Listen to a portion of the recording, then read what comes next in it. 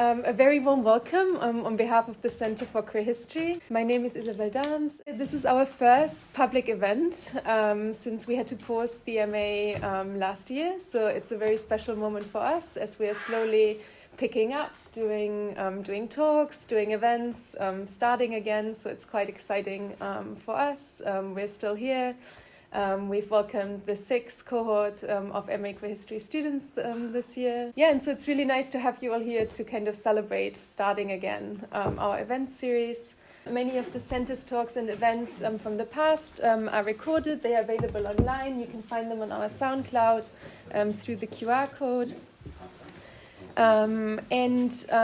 This event today, or the conversation today, we hope builds on events that we felt in the past. So on queer history, queer public history in particular, I recommend everyone to check out the Center's very first annual lecture by Ajamu on promiscuous archiving and reconfiguring of Black queer heritage, Rosie Sherrington's talk on pride of place and English heritage, and the 3rd annual queer history lecture by curator and public historian E.J. Scott, who founded the Museum of Transology. So I hope that all of these also build into our conversation of today. We have 2 special guests today. A very warm welcome to Gerard Koskovich and Joseph Galliano-Doig. I hope I've pronounced that correctly. Going to introduce you in a second. The conversation today happened rather spontaneously because Gerard was in London and made himself very generously available for a conversation. Joe founded the Queer Britain Museum in London and Gerard the GLBT Historical Society and Museum in San Francisco. So today we are hoping to have a discussion on queer museums in London and San Francisco. And I'm going to start us off with some questions, and then we'll also have lots of time for questions from all of you. And we can also move around in the room if we like and break this up. I was just going to start by saying that queer history has long existed outside of institutions, through community initiatives, through grassroots initiatives. And the founding of queer museums has opened debates about how best to preserve, how best to celebrate and share queer histories with a wider audience. And we're hoping to discuss how Queer Britain and the GLBT Historical Society have intervened in this, and also the challenges that you have faced, but also the moments of celebration within that too. I was hoping to start by asking you to maybe introduce yourselves a little bit more and to introduce the museums, Queer Britain and the GLBT Historical Society Museum, and the roles that you play within them. Excellent. This is going to be too polite. Actually, let's start here at home with with our British example.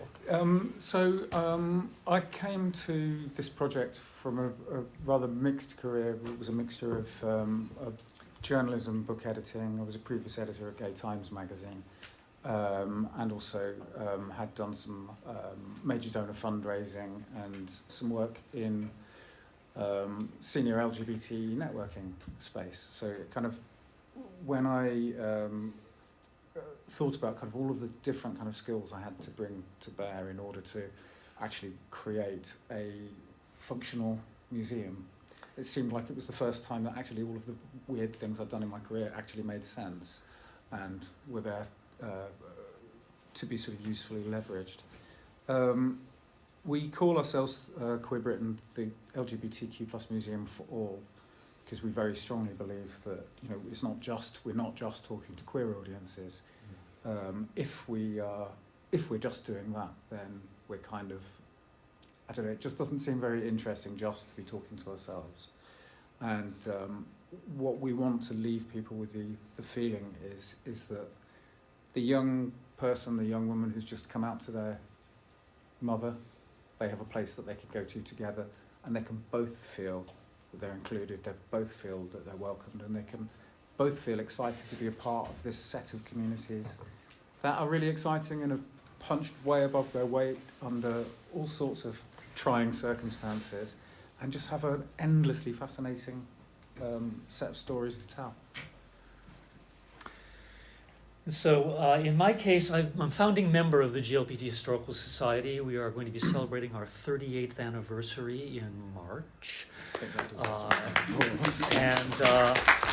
And we were, I think of the founders as the 5 people who organized the first public meeting, which was attended by about 50 people who voted to launch an organization. And having gone back and done some research and looked at the questionnaires people filled out at the time, about 70% of the people said archives was their highest interest, but another 30% said museums was one of their interests. And so from early on, although we were looking to create an archival collection, and when we're talking 1985, just finding out if there was going to be enough material to put together a collection, and then if anybody would use it, that was a main objective for the first few years. But we also started doing exhibitions very early on. The very first one was a panel exhibition at the San Francisco County Fair, which is not the sort of place you expect to see queer history. And over time have done exhibitions in borrowed spaces before finally creating our first pop-up museum in 2008 on the corner of 18th and Castro Street, the queer center of San Francisco, in a space lent us by a bank. And that was timed to be open during the premiere run of Gus Van Zant's film Milk. And the theater where it ran for 6 months was half a block up, and every showing at the end of the show they said, now go down the block and visit this temporary museum. And then in 2011 we opened our longer term space. It's not huge. It's 1,600 square feet in a former laundromat, which in the Castro in the 1970s was a place to cruise. It was a 24-hour laundromat, and we have photos of men in action in front of the washing machines in our historic space. So we've been there since, and have been working towards the fundraising to build and own a full-scale museum, archives, public history center in San Francisco, which is challenging, of course. And much like Queer Britain, although in a more stumbling way, we sort of learned, particularly with that 2008 pop-up, we were thinking we're mainly putting together a museum for LGBTQ people and mainly for people from our region. And we instantly learned from the attendance that it was 40 to 80% non-LGBTQ people, depending on the time of year, the season, and 50% people or more people from outside of California and even beyond the United States, because San Francisco is a big tourism center. So we very quickly learned to say, oh, everybody wants to know about this history, and we need to talk to them about that, and ultimately came to really understand that this history hasn't just been taken away from LGBTQ people, it's been taken away from everyone. We weren't on another planet when our history was happening, so we're having a mission of restoration and celebration for everyone, much like Queer Britain. It's interesting that you say that, though, because I mean, one of the founding moments for Queer Britain was at the Queer British Art exhibition at Tate Britain in 2017, so which was the 40th anniversary of the partial decriminalisation of gay male sex being celebrated. And what I thought was interesting, and it wasn't exactly 50-50, but when they did the audience research, they found it was around 50% people who did not identify as LGBTQ. What that really put in my mind was that we've been hearing a drumbeat for years of why haven't we got a queer museum? We should have a queer museum. Why doesn't this thing exist? And it struck me hearing that fact, seeing that exhibition, that actually you could create an audience that would be inclusive in the broadest sense. That you could reconnect people with all of our stories, and that, you know, if you build it, they will come. And we've had, I think in the first year, we had 50,000 people through the door. We've not had a month where we've dipped below 3,000 visitors. And I think that, in terms of mandate, that says to me that there is a hunger and there's an appetite, and people want this.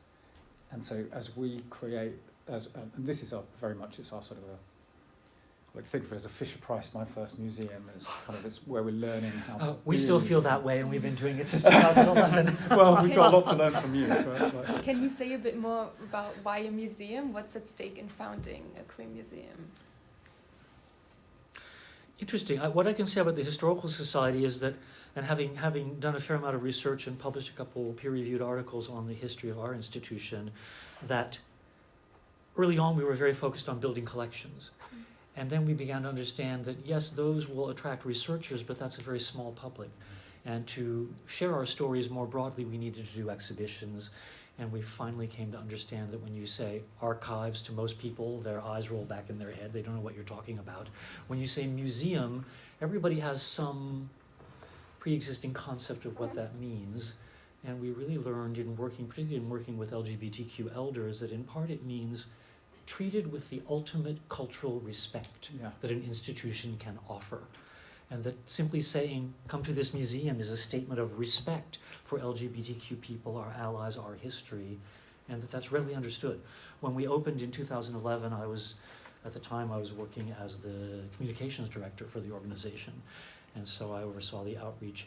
And simply saying, San Francisco LGBTQ History Museum produced coverage in 38 languages and 75 different countries, because all those journalists and media outlets could understand the point of the story and put that together and tell a story that their audiences would grasp. That really helped us see the bigger picture of potential interest. We had exactly that same thing in terms of when you present it as a museum, people, it's like it does what it says on the tin.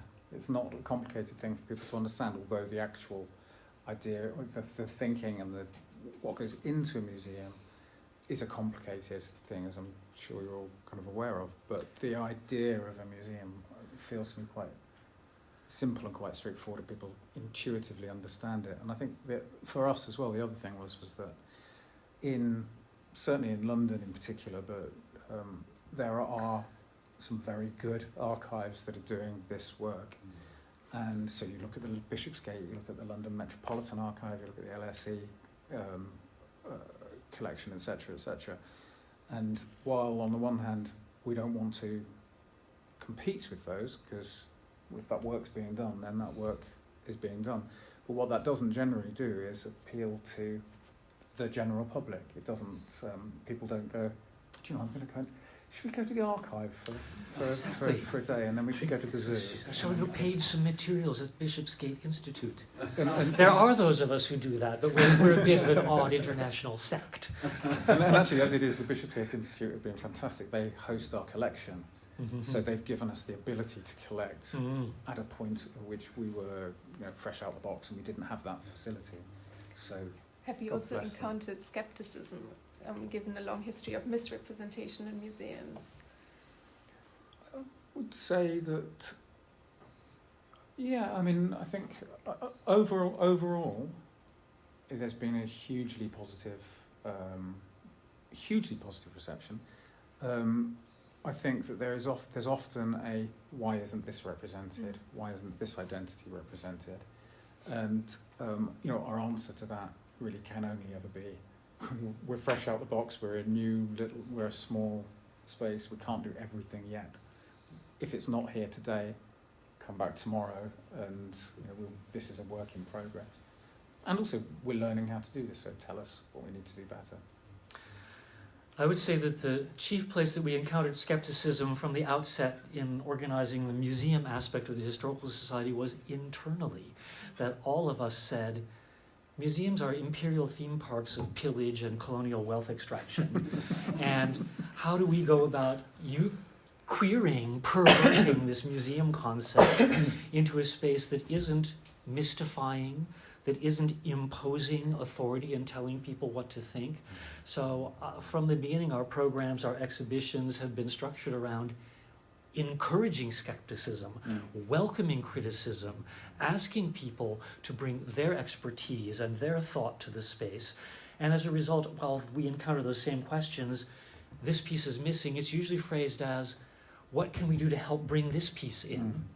That people really understand that the space is wide open, and we also work to speak very explicitly about what are the gaps in our collections and the gaps in our exhibitions, and constantly foreground that, so that it's a collaborative project to create this space rather than the secret cultural bosses are telling you what to think after having robbed everything from a bunch of marginalized communities.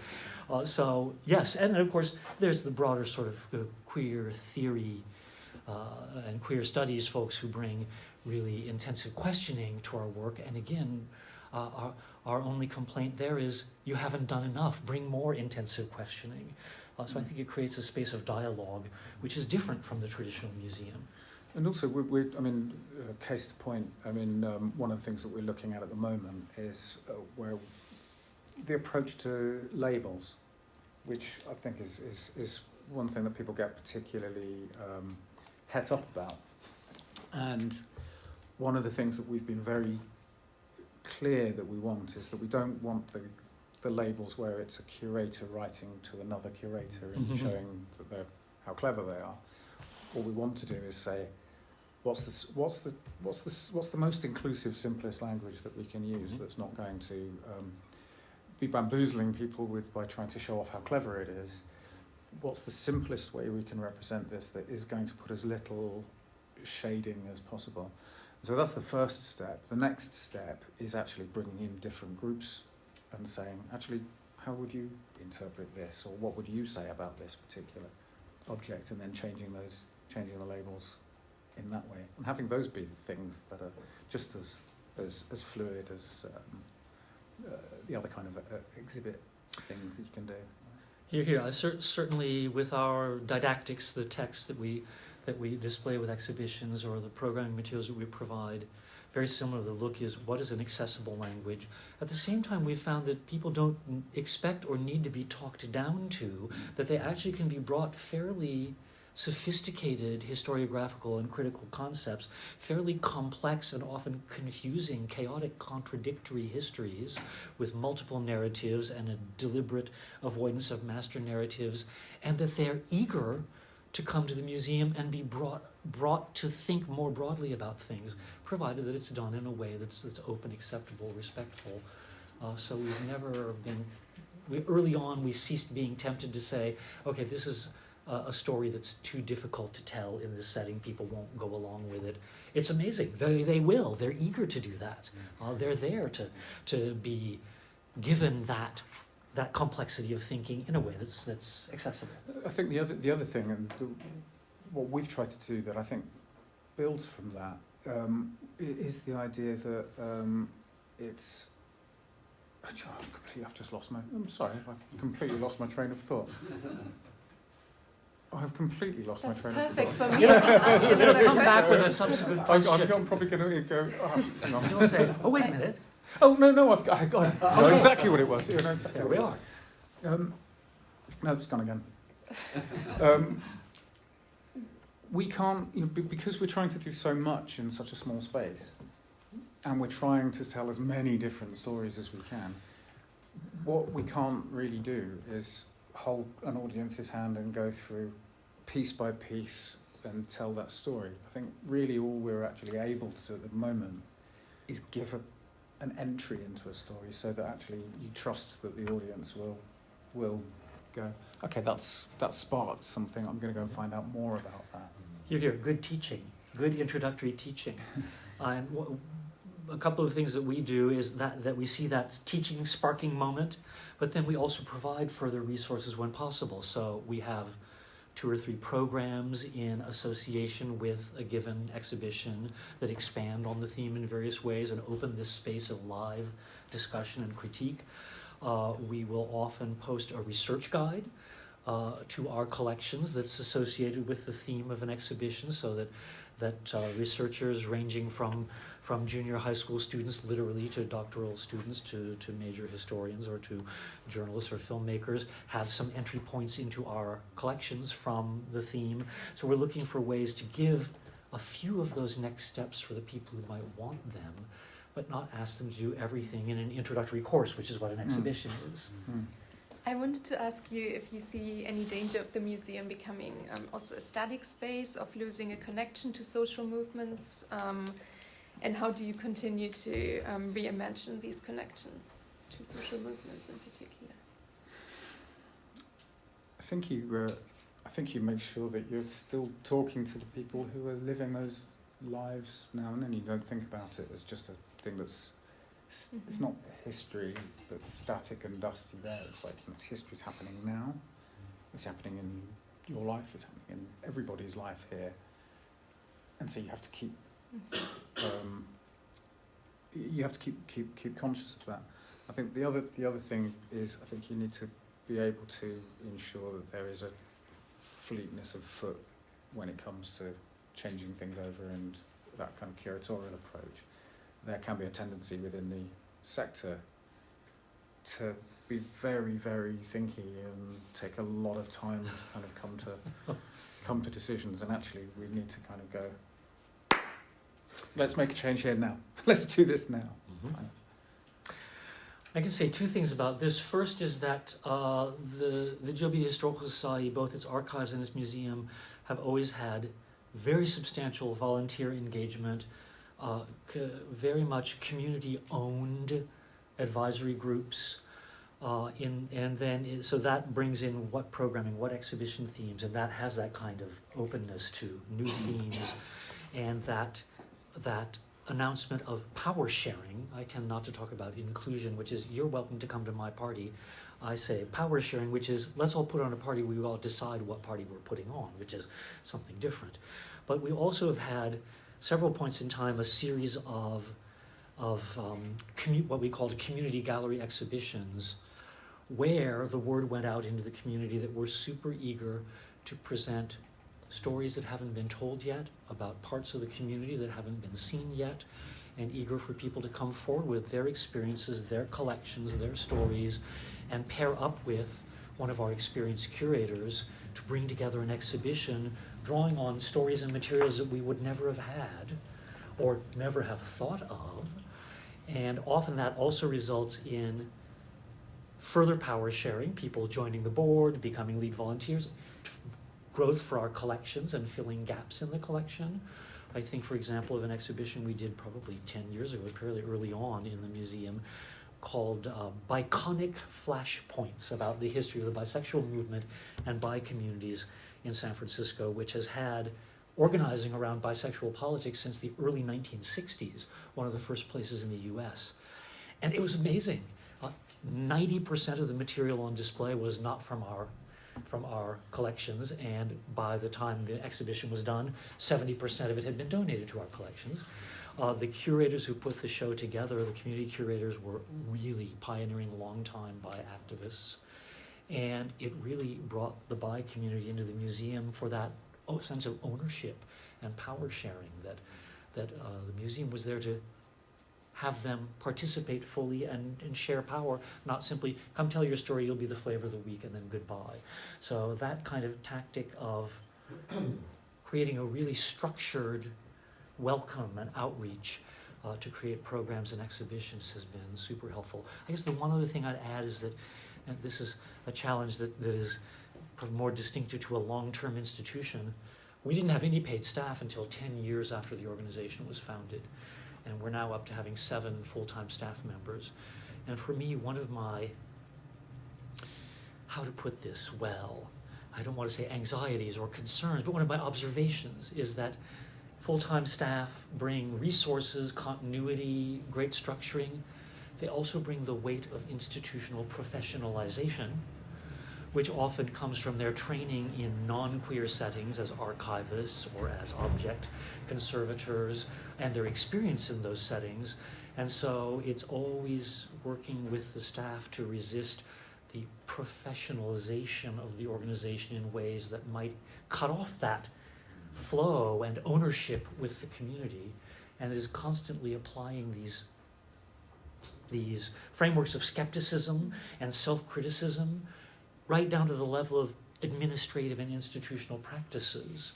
And so it's been interesting to see that a new challenge that has emerged in the last few years. As we reach a kind of institutional stability, we don't want to reach an institutional static point or point of rigidity.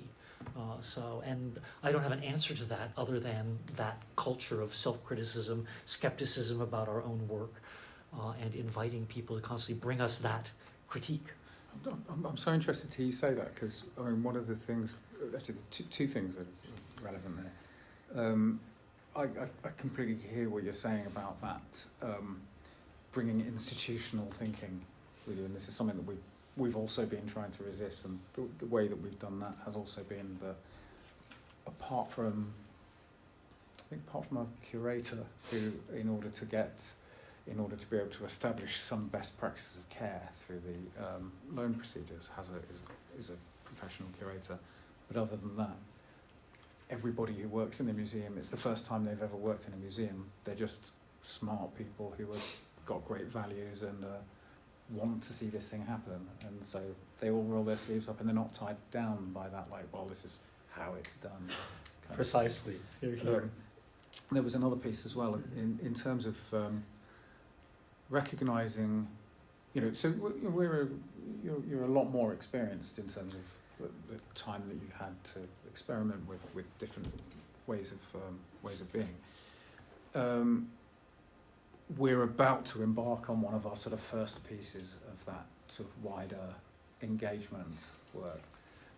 So next year we're going to be working with three-month residencies with underrepresented groups. And what we'll be doing is, so the first group's going to be Gypsy and Roma traveller communities, and it will be about how do you create an installation about your lives and your experiences. We don't know what kind of outcome we're going to be creating, because part of the process of working with that group of people is to go, what do you want it to be like? What do you want to make? And then have that be something that it'll be centred in the museum, and then also helping us fill gaps in our collection where we don't have representation. And what I want people to, what I want from that, whether this is what the outcome will be, but what I want from that is for other groups, people from other underrepresented groups, to see how people from another group have been embraced. And so the message that what we intend it to be is, look, this is for you, look, this is for, you don't see this group in other museums particularly as well. So actually, maybe this is a home for all of us. You need to model that process of having an open door and bringing people in to share the power and tell the stories. Yeah. And doing that consistently indeed creates a culture for the institution that's different from the traditional museum. I spent a lot of time in France as well, and I'm a member of the Collectif Archives LGBT in Paris, so the group working to start an archives and museum there. And it's been interesting to see the institutional differences between, for example, the Museum, which is the National Museum of folk cultures and popular culture in Marseille, and the Pompidou Center in Paris. And the Museum did a major exhibition to mark the 40th anniversary of the first notice of the emergence of the AIDS crisis. And they spent 2 years doing community sessions open to the public to bring in scholars from around the world, to bring in affected communities from around the region, to open questions and discussion before starting to think about what the exhibition should look like. It was this amazing model of how do you create, as a major state institution, how do you truly engage the affected people in thinking about and creating a major exhibition. The Pompidou Center sort of did the opposite thing, which is called on their internal curators and put together a show on LGBTQ, the history of LGBTQ visual culture in the 19th and 20th centuries, and the result was a very different kind of exhibition and a very different level of engagement from the community, shall we say. sort of two different institutional models with very different outcomes. Let's say that I thought that the Museum show on AIDS was really spectacular. The difference there as well, isn't it, is that it's like where it's come from. Yes. It's kind of... Yes, can you tell us a bit more about your curatorial processes? Who initiates an exhibition?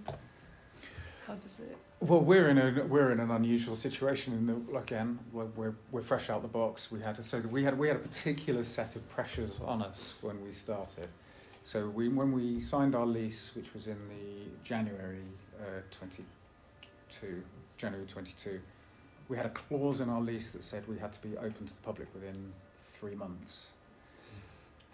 Now, bearing in mind that at the time we were a team of 2 people, having just taken on this big lease, we had a building to kind of beautify, to make it, because we felt it was really important that the place felt like it had quality about it. The first show, we literally went, fuck, what have we already got that we can just put on the walls, and we positioned it as And so we used images from 2 pop-ups that we'd done previously.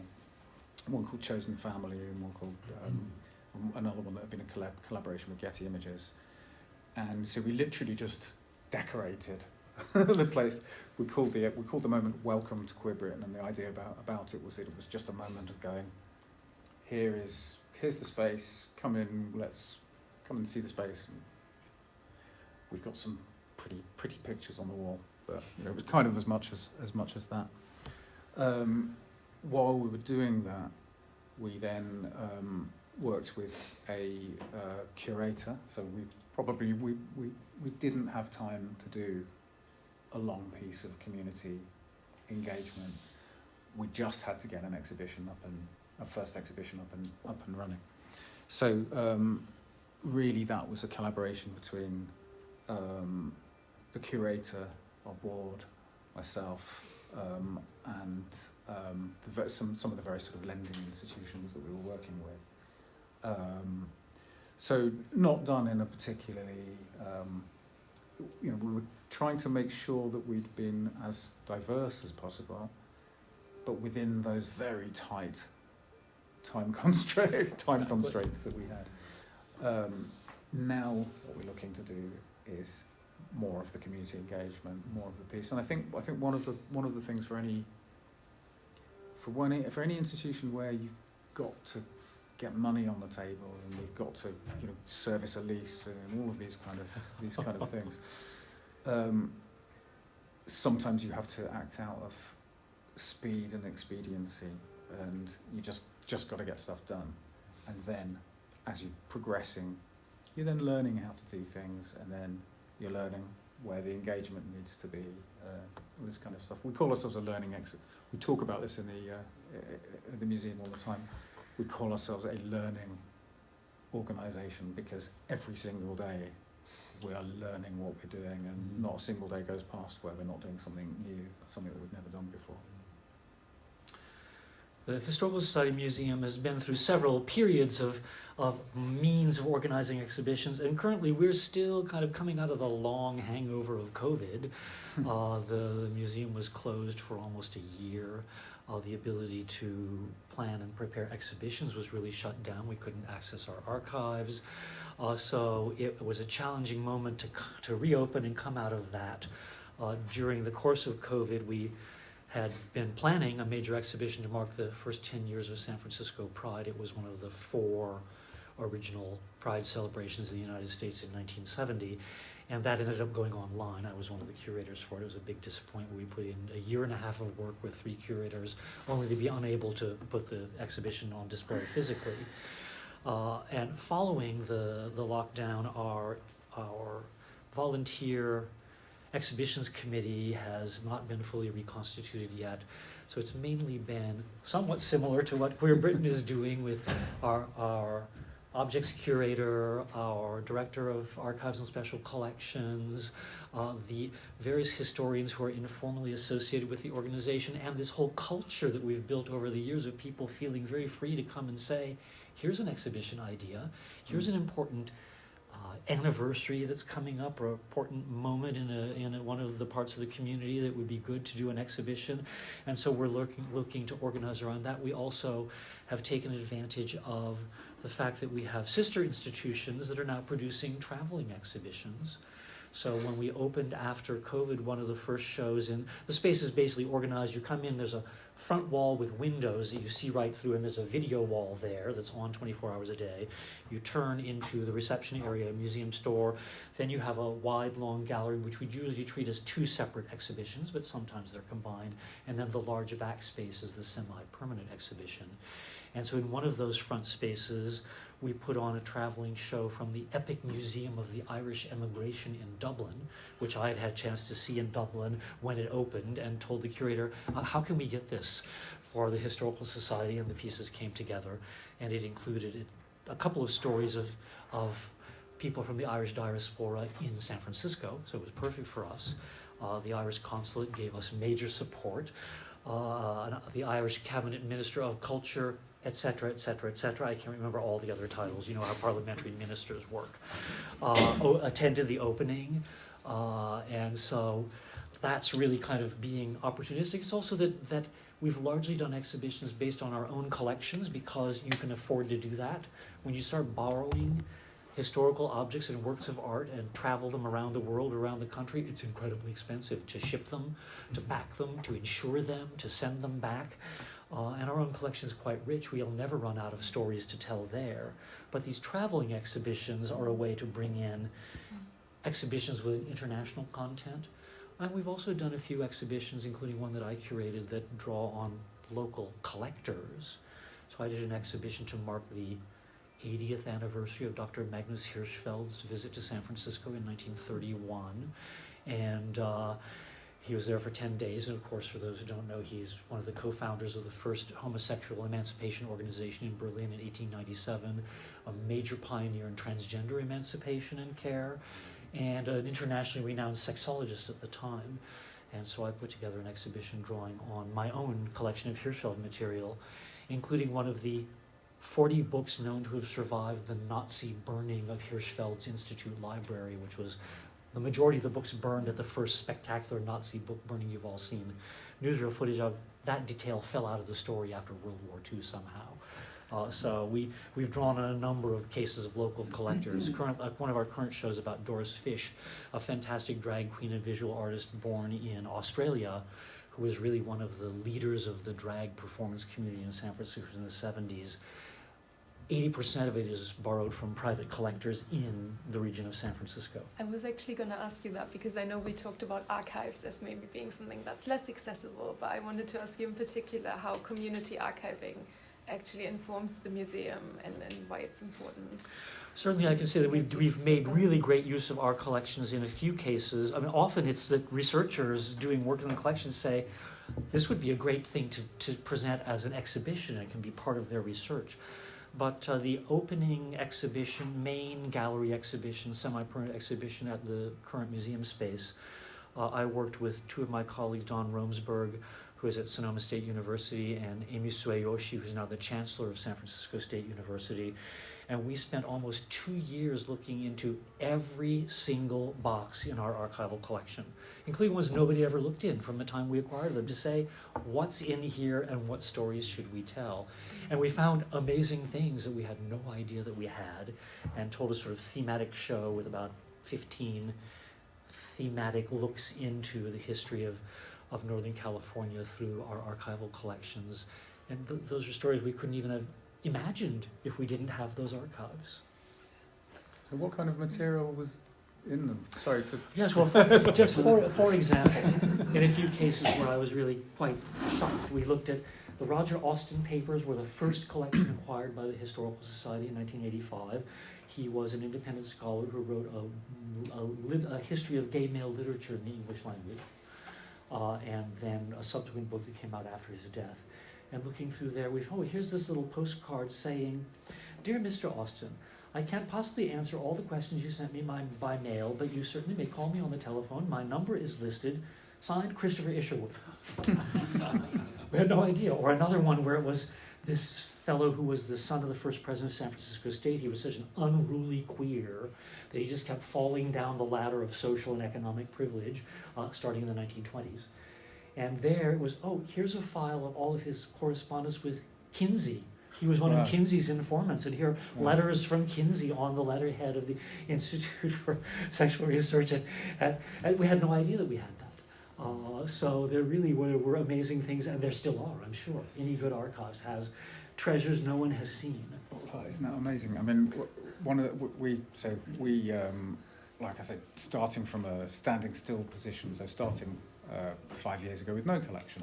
And so how do you then become a museum that doesn't have a collection and that does have a little one? But one of the things that I've found really inspiring is the way that the fact of our existence has brought things out of the woodwork. So I think two really good examples of this. We have a sculpture of like a bronze of the writer Radcliffe Hall, who wrote The Well of Loneliness, so one of the sort of earliest pieces of explicitly homosexual literature, made in around 1916 by her partner, the Lady Una Trowbridge. And when we had press announcing that we were starting, Una Trowbridge's godson got in touch with us from Italy and said, look, I just think this is fabulous what you're doing, and I've got this stuff in the house that I don't know what to do with, and I don't want to leave it to my children, so it doesn't mean anything to them, but I think it would mean something to you. And so he sent us that sculpture, gave us that statue. We had Diana Suhami, who was had written a biography of Radcliffe Hall, and a PhD student who'd been working on some on Radcliffe Hall came. Neither of them had ever been aware of the existence of this particular sculpture that we've got from this absolutely impeccable source, and is such a sort of personal piece. The other thing that was, I had a rather wonderful moment with the illustrator Kate Charlesworth, who did cartoon strips in like the Pink Paper and things through the 90s and 80s and noughties. And she came in to bring another item, and she said, of course, the Holy Grail, the thing that you really want, it's the cover I did of the Pink Paper when Clause 28 was announced, and she said it was like a shark cat with a pouncing on a group of gay people, and she said, but I haven't seen that for 30 years, and but God knows where that is. But it turned out that it was in a box of things that had been donated to us, and I was standing next to it as she was telling me this, and I knew it was on the top of this pile of boxes as we spoke, and as she spoke, I just like this, for like example? that, and she did a cartwheel, and then she called me a witch, which I took as a great compliment. Let me add just a couple other examples that are the same thing of once you exist and create a culture of welcome and of power sharing, collections emerge you can't imagine. And so I mentioned a couple of famous names, Isherwood, Kinsey, that's nice. What I really like are our ordinary lives, which are the stories that are the least recorded and the least preserved and the least honored. If I want to see grandma's photo album, if it's a straight cisgender grandma, well, there's one in every attic. And that doesn't mean they're uninteresting. But two that I can cite that utterly floored me when I was giving a talk about the organization to the senior gay men's group in San Francisco, I don't know, 15 years ago. And one of them came up and said, my neighbors in the Jewish home for the aged died over the last couple of years, and nobody wanted their photo albums, and the staff said, well, you're their friend, maybe you'd like to keep them, would you like them? And I said, of course. Didn't know what they were, but of course we'd like them. He brought them in. It was a couple that was a Jewish woman and an African-American woman who had been partners for 35 or 40 years. They had staged a marriage ceremony for themselves in 1973. The staff at the Jewish home had done a 25th anniversary recommitment ceremony for them, and these were their photo albums of their life together. You dream that such people exist and that you might find a trace of them. Another one was a man who came in who is the straight brother of a gay poet, and who lived in a kind of studio apartment, almost homeless hotel. And he said, I had this older neighbor who was this Japanese immigrant man who had a giant crush on me, and I was always very careful and caring about that because I have a gay brother, and I was honored that he had a crush on me, and he left me his things, and maybe you would like them. And what came in were the photo albums of Jiro Onuma and some other of his papers, who was a Japanese working class immigrant gay man who came to San Francisco at the age of 19 in 1920. And these were all the documents of his gay life. And ultimately he was, as were all the Japanese nationals, Japanese Americans, and Japanese American citizens of Japanese origin in the West Coast. World War II comes along. They were all packed up and shipped to internment camps. Had to get rid of all their personal belongings except for one small suitcase and all their real estate in 1 week flat. Giant economic spoliation. And we have in this collection the only 3 documented photos of a documentable gay person as an adult in these camps. Jiro and his boyfriends. It's also super touching because the things he kept into the camp, he took a mail order bodybuilding course in the 1920s, and he brought along a little album of all the photos of the muscle guy and the little medal he won. And for me, it's okay. He's going to keep his erotic fantasy. He's also going to keep his sense of I'm not an effeminate Asian nobody I'm a man with strength and vigor, and it tells these incredible stories that was in his little suitcase instead of more socks or more toothpaste. Incredibly, and that was another case where we just couldn't, you wish such a thing would exist. And here it is. It's now produced doctoral research, a number of articles, and further work around the stories of LGBTQ people in the camps that one couldn't even have imagined otherwise. That's very fair. I mean, really powerful. And so the very first, sorry, completely different type of story, but also in terms of the sort of what I think are the kind of stories that are really important, is the fact the very first filmed oral history we gathered that I worked on with Molly Merriman.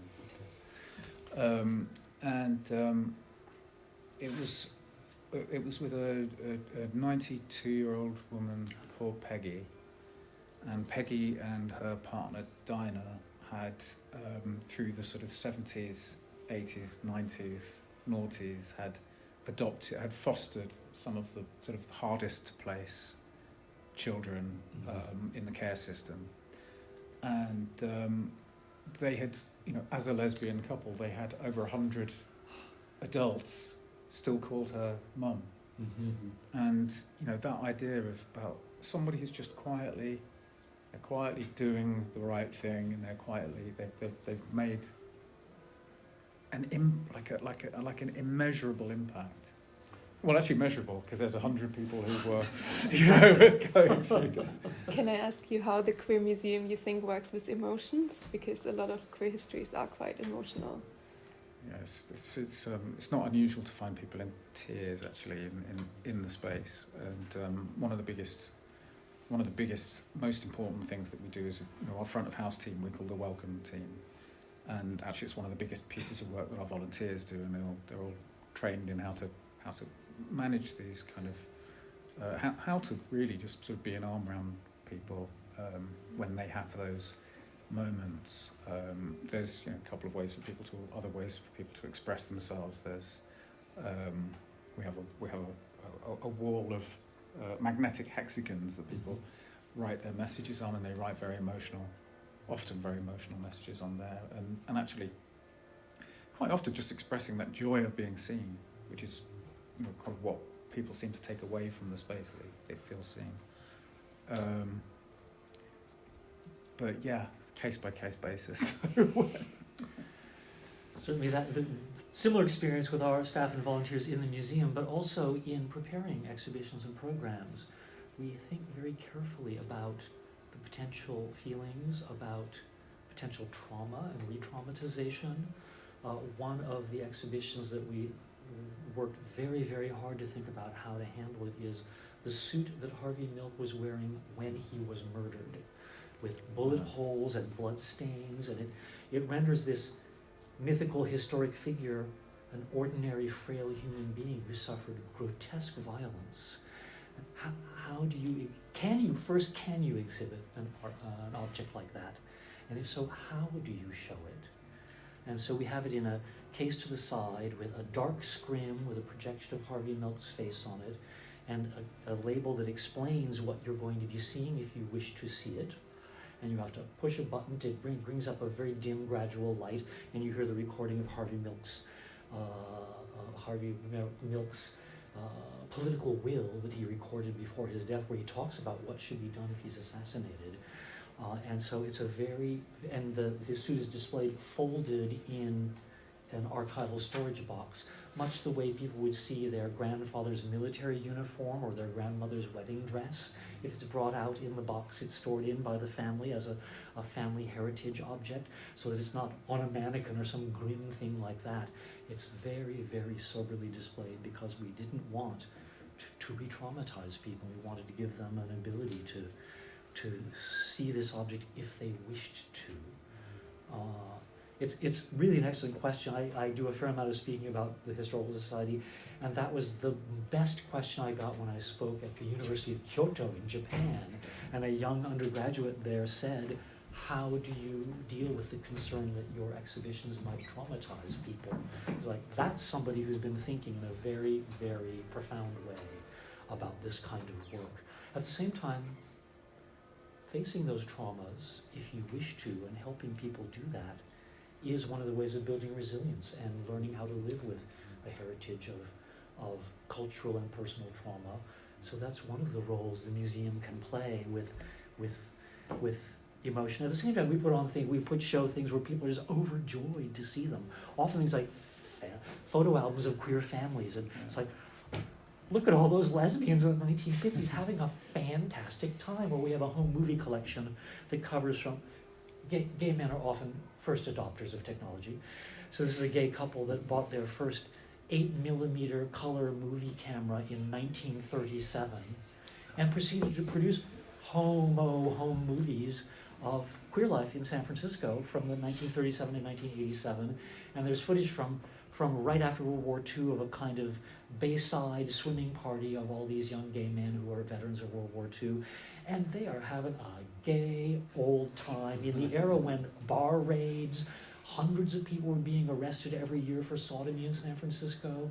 And they weren't having any of that. They were having a heck of a good time. As a reminder, even in eras of real persecution, that LGBTQ people had irrepressible joy, not just trauma. We're bent on having a good time and getting laid. And whatever the state and society may say about that, get out of the way. So those two things, for me, are linked together. And we always talk about what we want to be able to look at the tough stories, and I think it's incumbent upon us to do that. The word that we always come back to is celebration. We want people to feel celebrated. We want people to feel celebrated and seen. So it's about finding that joy in it. And actually, just as another aside, if you had that, we displayed for a short while one of Harvey Milk's outfits that he'd campaigned in, the T-shirts with the vote for. Right. Harvey Milk supervisor was super supervisor, underlined. And his jeans. And the emotional response that people had to that. So God knows how much more intense that must be for what you're talking about here. I'm going to ask one more question. Very different question, a money question. Can you speak to the difficulty of securing a long-term space, a sustainable space? Because London and San Francisco have a well-known aggressive property market. So how have you managed to secure space? And also, why is a physical space so important? I think a physical space is important because it makes things tangible in a way that I think it's not really possible to do with digital to actually see a thing that actually that's the thing in front of my face. So you want to create a space that my belief is also that the thing that a physical museum does is it says these people's stories deserve to be held up and looked at. So there's a small p political kind of drive for that to say, actually, this has to be sitting in a prestigious space that's going to be that shows how much we treasure these stories in these communities. Very similar for us, and we very much learned in the course of mounting exhibitions and ultimately opening our museum space that indeed that sense that people have a feeling honored by entering this space. And we have, at this point, at last notice, we've had visitors from virtually every country on earth. I remember once a mother from Saudi Arabia coming in with her 2 teenage children. One of them was a boy who was obviously queer. And they quietly told us how important it was to be in this space. Such spaces may not exist in other places or in our past, but it's also a place where people meet one another. And one of the important functions, and I'm sure Queer Britain sees this as well, that the Historical Society and the museum have played, is to create a space of intergenerational contact and exchange that isn't about picking people up. Although a lot of picking people up happens at the museum as well. But there's really a kind of space of open intergenerational conversation created. And so the extent to which elders and young people come together in the museum, either for exhibitions, for tours, for programs, and can actually share stories and perspectives with one another. Heterosexual cisgender people get that from their biological family. LGBTQ people have to go find our LGBTQ ancestors to tell us stories about our past. And that exchange of stories is very, very empowering, just to be in the space together. That it's super important. Of course, when you're a big tourist town, well, put on a museum and they will come. And if it's a town like San Francisco, which is one of the queer centrals, tourists want to find the queer museum. Oh, we won't have one of those in the other cities we're visiting. So it creates a real space of conversation with visitors from around the world. It's very important. That wouldn't really happen the same way in a virtual setting. The other part of your question was how do you do it all? Which, of course, in San Francisco, it's been, in part, we've done it very gradually. We first had our archives in the living room, one of the founders, and then we had a storage space, and then we had basement space in a neighborhood where we could afford to get it, and gradually moved up to larger archives and ultimately museum space, and then the archives, which are in a separate location on Market Street and are 7 times bigger than the museum space. But at each point it's been moving along to see, will our communities and allies support us? Will the funding be there? Will the donations be there? Will the state in its various institutions support us? Will major foundations and major donors and corporate sponsors support us? So we've gradually moved to the point where we have 2 rented spaces, but one of them, the museum, is co-sponsored by the national pharmacy chain Walgreens, which has a little piece of the space for one of their clinics, and the rest of it they give us at a fantastic lease. So that's a corporate sponsorship. And our funding currently, we have a budget of about $1.5 million US per year, having started with a budget of $300 in 1985.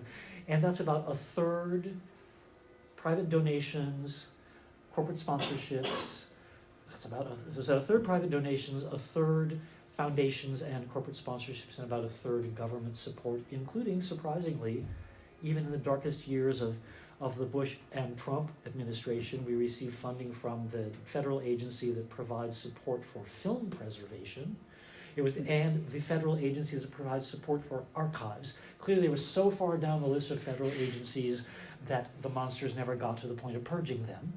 And so we've managed to continue building that kind of support, and ultimately looking towards building a full-scale museum, archives, public history center that we own, which is really our dream, so that more of our fundraising will go into programs and exhibitions. At this point, we have, between funding from the city of San Francisco and the state of California, we have about $17 million in the bank, and we need to raise about 10 million more to reach the point where we can look at building the team to put the larger museum together, having an endowment that will bring a 4th stream of money in, and our new executive director we've had for a year is just, and the board of directors, which now is about half people who really know how to raise that kind of money, and half scrappy community activists and historians. I think we're positioned to actually move forward to do that. There's a kind of general consensus in the major cultural institutions and givers in San Francisco that we're the next institution on the list to move up in this way. So let's cross our fingers. That's amazing. That's amazing. I agree, it's amazing, having been one of the people there who was like donating $3 at the founding meeting because that was what I could afford. Well, do you know, I mean, but the thing is that, so again, we're several streets behind you in terms of, which you'd expect for an organisation of our age. We've started off with, one of the first things that we worked to do was to build a donor community. And so the very early, because there's that conclusion that is, if you can't get any money, then you can't do anything anyway. So, exactly. So we started off with those kind of events to try and bring patrons on board. Following that, we then developed a kind of a Friends of membership scheme. But it was everybody at that point really was giving because they wanted to see the idea. And so we had about 400 people giving between £1 and £100 a month. And so that really helped us get to a position where we were able to put a deposit down. We also had some company support as well. So a company like Levi's have been very good with us from the very start. And I think we now have relationships with Diageo, a couple of other companies who, I will say this for them, have never tried to get us to do something that we didn't want to do. And their money has lifted us up, and their teams have lifted us up. So I'll never apologise for that. Right, very much same here. Our corporate sponsor rule is you give us your money, you get to say you supported us, and then you'll see what we do with it. There's never been any corporate pressure around our programming, our exhibitions, that the independence there is utterly crucial to us. And if a corporate sponsor isn't supportive of that, they're not a good corporate sponsor for us. We've walked away. We've walked away from a couple of things.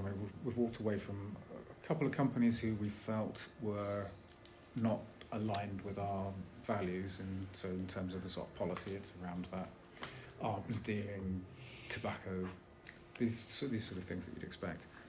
There was one quite painful one to walk away from, where they had I think it was about £50,000 on the table, which is a very, very hard thing to walk away from, until they're saying, we don't need anything from you except that we would think, so what would you do with this? And we think, this is about running costs, this is about making sure that our team are paid, that we can open the doors.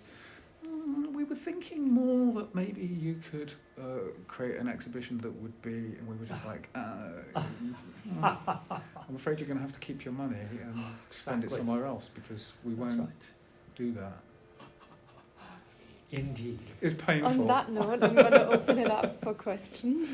I have a lot more questions, but I think probably others do too.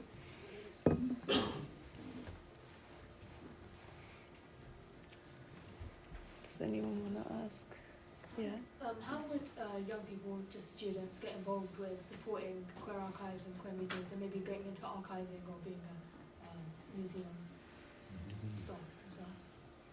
I can't speak for archiving, but I can say that we have a volunteer scheme that where there are all sorts of different ways that people can get involved with the museum, and that also is across ages, and it's not just about young people.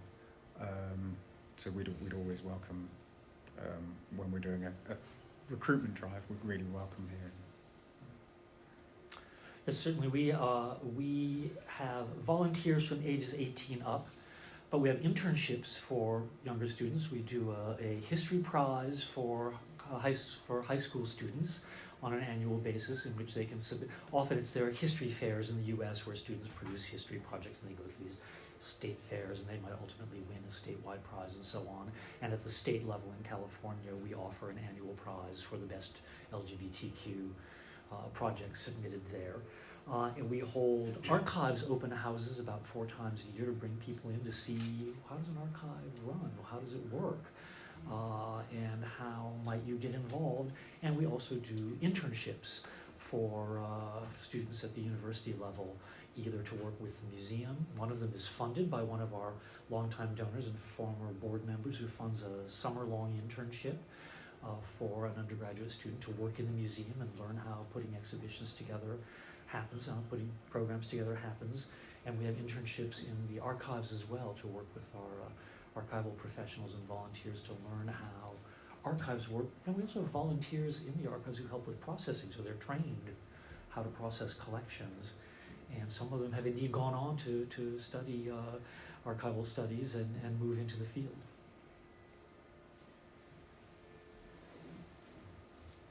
Are there any other? Yeah.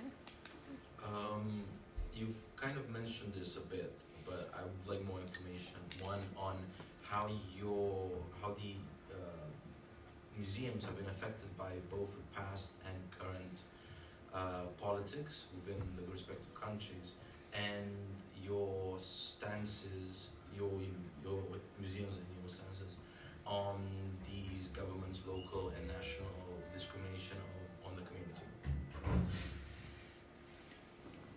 Well, we record things.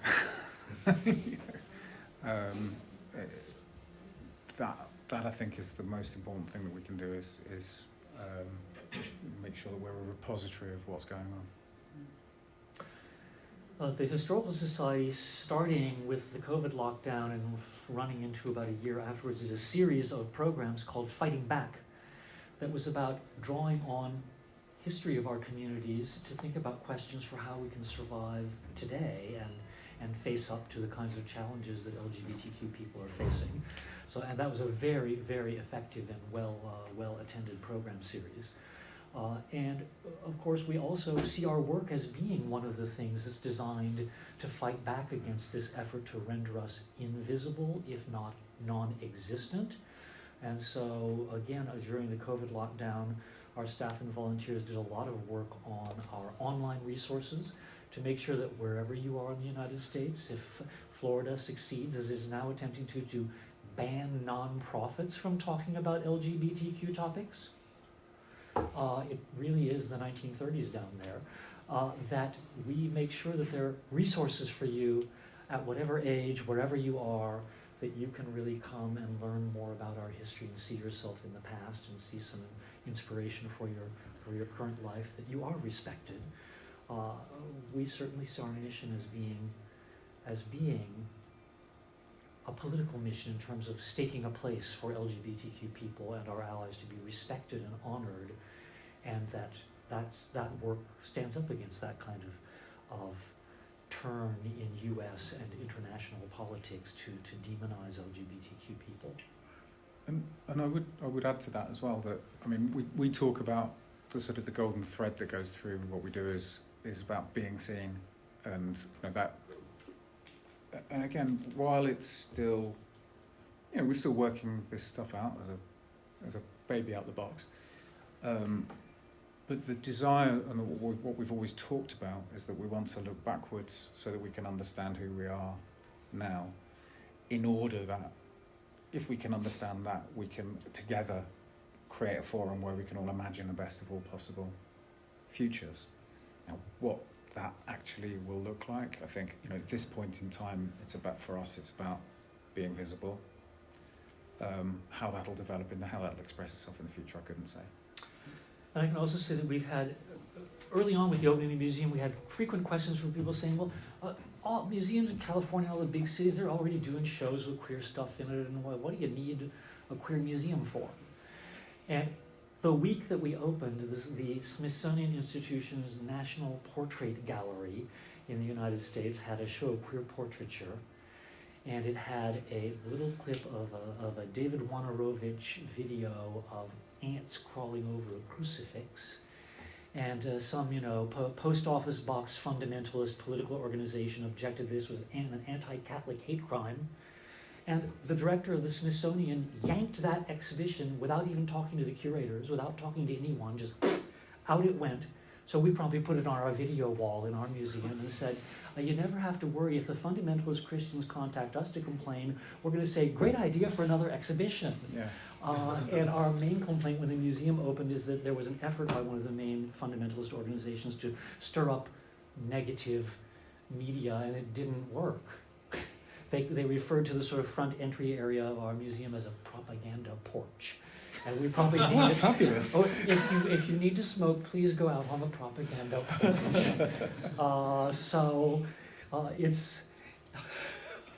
It's occasionally we don't get the kind of opposition we would like, but we certainly have been able to demonstrate that queer folk are going to tell our stories the way we want. And if it annoys right-wing crazies, well, we must be doing the right thing. It's so comforting to hear you say this, because I mean, one of the things that we've been talking about recently is, so there was the director of the museum in Hungary who has just been sacked as a result of showing 4 or 5 very, very tame, rather lovely photographs, LGBTQ plus photos. Right, admitting that we exist. Yeah, like shock horror. But so, it's left us kind of thinking, well, actually, maybe why don't we get in touch and go, can we have those? And we could create that show of, here's the stuff that they weren't going to let us show. I love the idea of doing something that was just like banned, and then just filling the place with stuff that's all been banned one way or another. See it here. But there's something else as well that really kind of drove me when I came out of the Tape Britain Queer British Art exhibition, and knowing how much work has gone into that by essentially an activist curator who had really taken this and driven it home and refused to let go, refused to let it be a small thing, it turned it into a brilliant blockbuster. But the trouble is that institutionally, if you've got to rely on there being an activist curator well, then they move on, and then where's the infrastructure to make sure that this continues? And actually, I remember at the same time going into the British Museum, had an LGBT exhibit, and it was like going into, like, you had to struggle through various Egyptian galleries to find a broom cupboard. It literally had a mop leaning up against the wall and a cupboard full of badges, and that was the big thing that was being touted as oh, isn't it exciting that the British Museum have done this thing? And frankly, I was offended by it.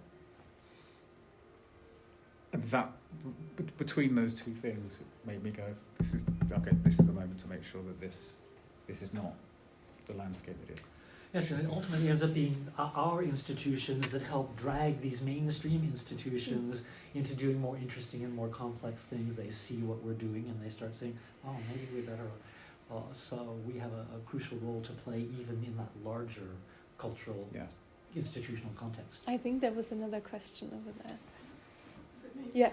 I'm really glad you brought up the stuff about emotion. So I'm doing a PhD with LGBT histories and castles. So think British Museum's an issue.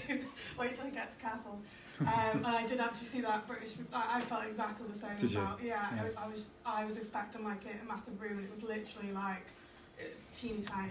But my question is about emotions. So do you think when people come in and they have these like emotional responses, do you think that leads in any way to revisits?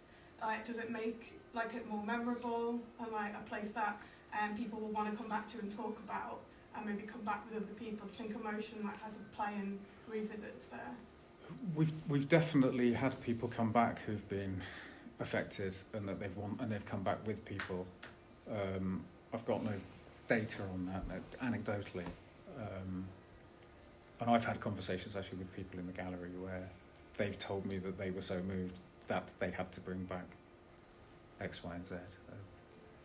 It would be great to see research on that with visitor response Yeah. questionnaires. That would really be, that's an excellent question to add to our responses. I've had a similar experience in terms of hearing the stories from people who come to the museum and having presented about our work in a number of different countries.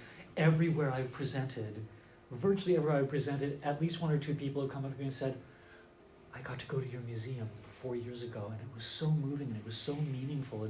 Or I've heard from people who went and I can't wait to get there and I hope I get to. So I think that that's also that one of the emotions is that emotion of feeling honored that we mentioned, that I'm finally in a space where I'm in a museum where I am seen and I am seeing my stories and people like me. That's an emotion that's one of the feelings. And I also tend to talk about the ways that human memory functions, that there are various ways in which memory is anchored, and one of them is through place. Even animals have a strong place memory to know what places are safe and what places have good food. And so you often have memories that are sparked by places or by objects that people have, souvenirs or meaningful objects that come from their families or their loved ones or their partners and so on. And so that's that emotion of seeing that actual thing, being in that actual place. We're lucky to be in a place where you can immediately go outside and go around the corner and visit Harvey Milk's camera store and a number of other important historic sites.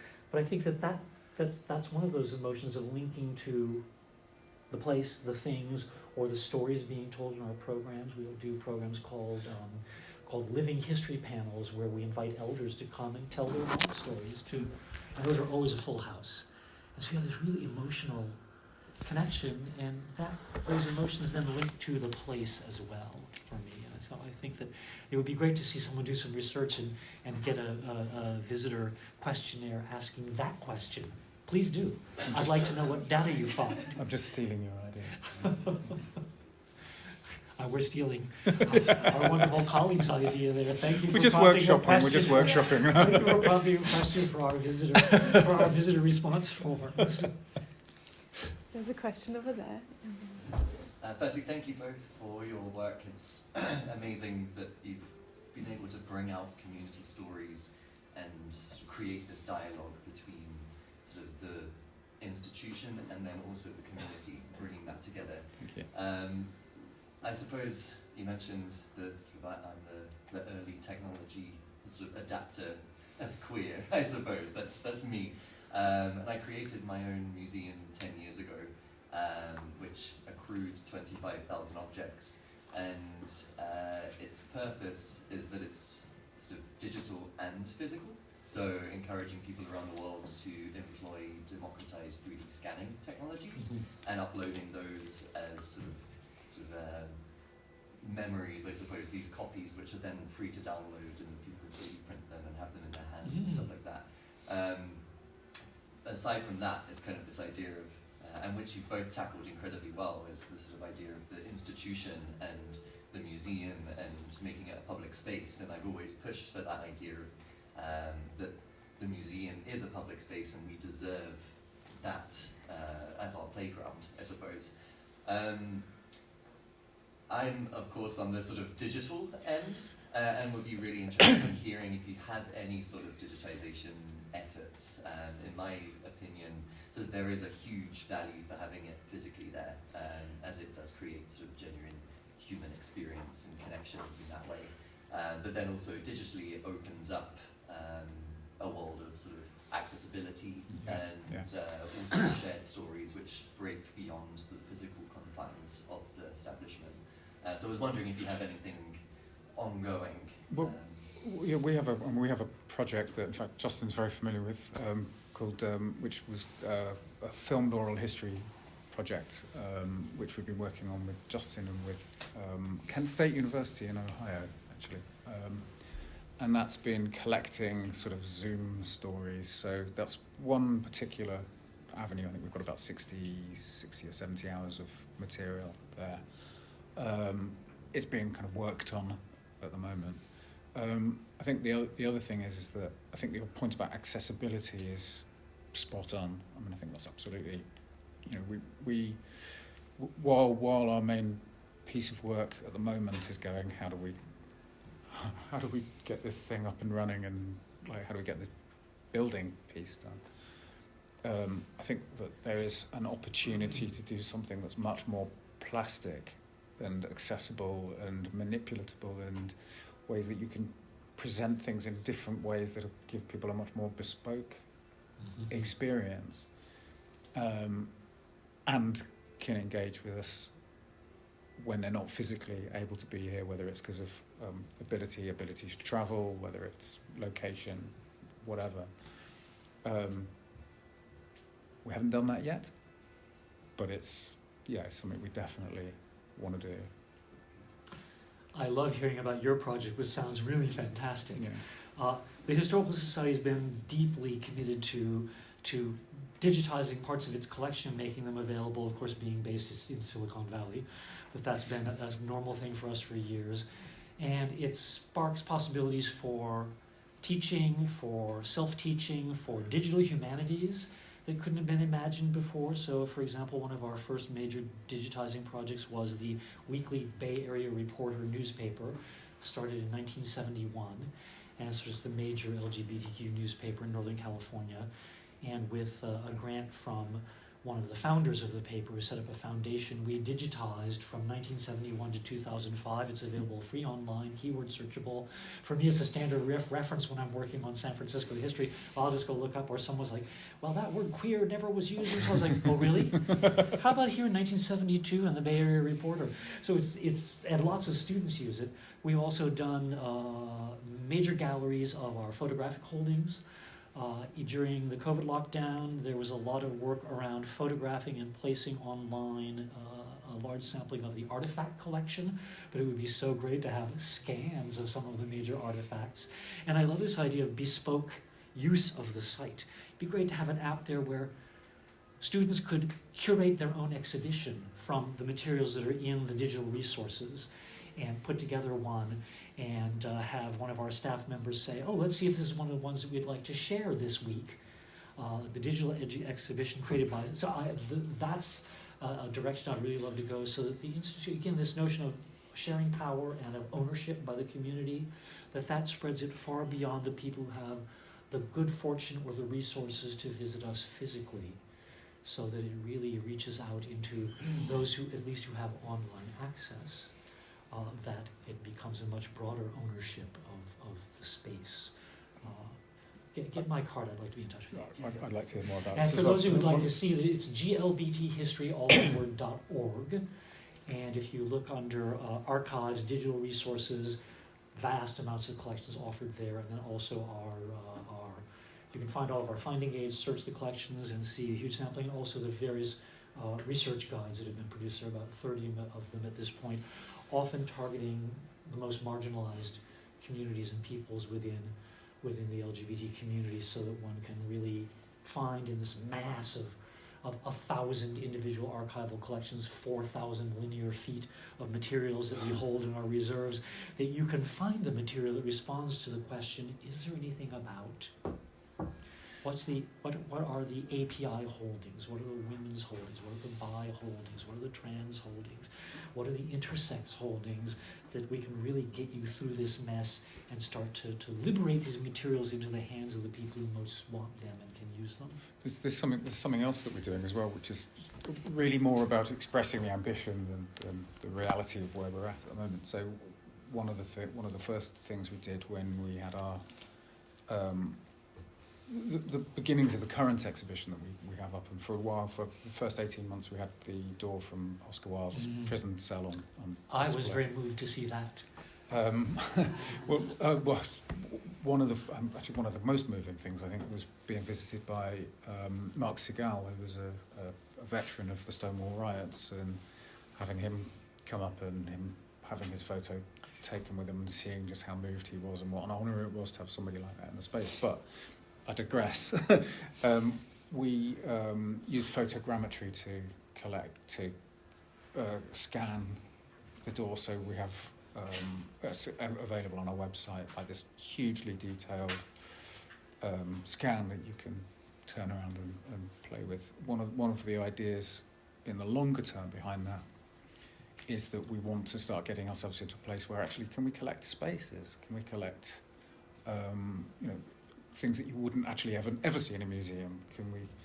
And one of the first conversations we've been having around that was around Hampstead Ponds as a sort of first kind of experiment. So although that doesn't give a kind of I think it's really about showing the sort of the desire and the ambition to sort of move in that direction. Yeah, okay. An important thing to say, I mean, maybe it's obvious, but it's vital, it's important that you exist. Both the Queen Museum in London and around the world. Because gay people's lives, queer people's lives, LGBT people's lives have been hidden, marginalised, invisible, Misinterpreted. wiped out completely. Misinterpreted, yeah. So, probably most of you will not remember the London Lesbian and Gay Centre. In Cowcross Street. I only went there a couple of times. It got closed down with the demise of the GLC. But that was a large rambling building in Cowcross Street, but it didn't have a museum. It was a community centre, but there was nowhere then, for museum exhibits. So that's it's great that you're there. The main criticism I would use it because there's not much there, and I know speaking to the people in the museum, I think they would say, yeah, we're going to be moving to a bigger space, and of course it's down to financial, financial constraints, etc., etc. And yeah, I mean, I take the point. It's said in a loving way, if you like. And I mean, it's great that it's there, but there's not very much to see. Well, there's doing a lot in a small space, and what is true and what is a frustration for me is that we have already grown out of that space, which also demonstrates to me that actually the next thing does need to be larger. And I think the thing we have here is that you just can't eat an elephant in one bite, so you have to start somewhere. This is where we've been able to start. We very much hear comments like that as well, and what I always hear is, I want more. Yeah, which is amazing. You don't have enough. That people are saying, I dream of a museum that's as big as my sense of what it means to be an LGBTQ person in time and in place, and this little taste is making me dream of something much bigger. Well, we share that dream. Yeah. And we tell them we have so many stories that just with what we have now we could tell, and that doesn't touch all the stories that we can't yet tell because we don't yet have the things. We don't have the space, and we literally don't have the physical space. For example, we have the 17-foot tall 1950s neon sign from the front of San Francisco's longest running female impersonation cabaret, Finocchio's. Opened in 1936, closed in 1993, did a minimum of 3 shows a night. I once calculated, they did at least 18,600 shows over the course of their run. We rented a crane and took it off the front of the building when they closed, but it's 3 feet too tall to fit inside of our museum, so we've never actually exhibited it. So we're dreaming of the museum with a lobby that's big enough to put that sign up. And there have been some very good exhibitions.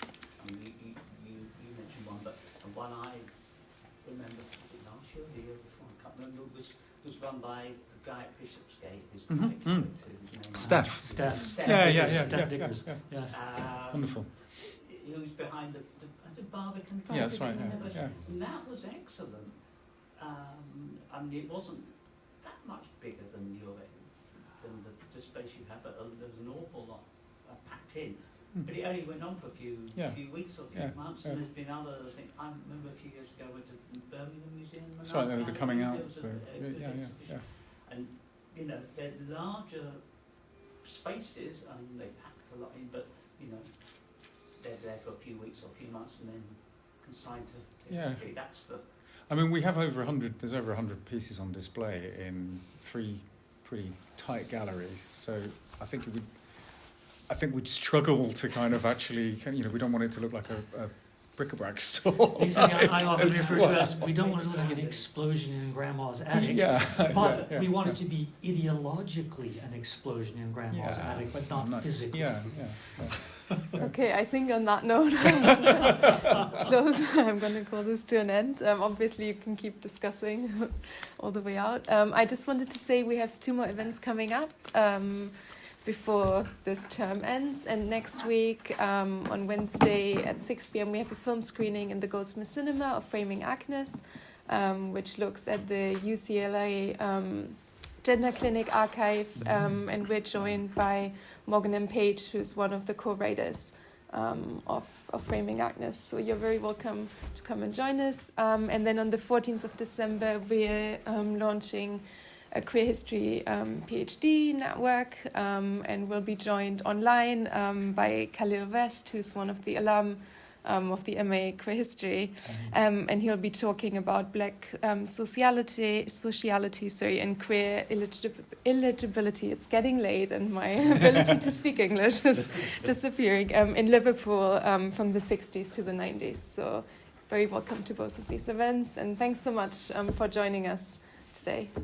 Really good to see you. And please join me. I almost forgot, shamefully, to give an applause to join Gerard for offering their time today. Thank you, Isabel. Thank you, Justin. Thank you all for coming. Thank you all for your great comments and questions. Yeah.